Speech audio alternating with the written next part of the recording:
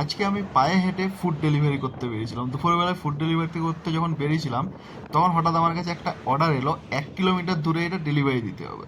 তো আমি ভাবলাম 1 কিলোমিটার সামনেই তো, এর জন্য বাইক কেন নিয়ে যেতে হবে, আমি এক্ষুনি পায়ে হেঁটে যেয়ে দিয়ে চলে আসবো। সেটা আবার ম্যাপ অনুযায়ী 1 কিলোমিটার, আমি যদি পায়ে হেঁটে যাই সেটা 600 কি 700 মিটার হয়। মানে পায়ে হেঁটে গেলে আমি শর্টকাট নিতেই পারি, বাইক হলে একটু ঘুরে ঘুরে যেতে হয়। তো আমি পায়ে হেঁটে চলে গেলাম। এটা একটা ভিলা ছিল আর কি। এই সোসাইটির মধ্যে অনেক আলাদা আলাদা মানে পার্সোনাল বাড়ি তারা কিনে রেখেছিল, তো ওইখানে গেলাম। গিয়ে আমি ফুডটা ডেলিভারি দিলাম আর কি। এই যে বেশ সুন্দর, এরা একদম বাগান টাগান করে রেখেছে এখানে, গাছপালা লাগিয়ে। আর এর মাঝখানে একটা একটা করে বাড়ি আর কি। তো এই পৌঁছে গেছি এই পাশের বাড়িটাই, এখানে আমি ফুডটা ডেলিভারি দিলাম, আর এইটার জন্য আমি টোটাল 55 টাকা পেয়েছি, এই দেখে নাও। দিয়ে আমি ওই ফুডটা ডেলিভারি করে দিয়ে চলে আসে আবার যে রেস্টুরেন্ট থেকে খাবারটা নিয়েছিলাম সেই রেস্টুরেন্টের সামনে।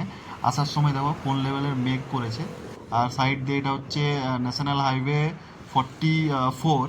তো এখান থেকে গাড়ি টাড়ি যাচ্ছে, আর এটা একদম কর্ণাটকা তামিলনাড়ু বর্ডারটা আর কি। তো এই জায়গাটা দিয়ে আমি হেঁটে হেঁটে গেলাম আর কি। আমি অ্যাকচুয়ালি যে জায়গাটা দিয়ে যাচ্ছিলাম, এটা হচ্ছে একটা সার্ভিস লেন। সার্ভিস লেন দিয়ে গিয়ে ওই কিছুটা আগে গিয়ে আমি ঘুরে গেছি, দিয়ে এই যে এইখানটা আমি বসেছিলাম। দেখো সামনে কিরকম মেঘ ধরেছে। আর আমি যেখানটায় বসেছিলাম সেখানে একটা কেটিএম গাড়ি দাঁড়িয়ে ছিল, অসাধারণ।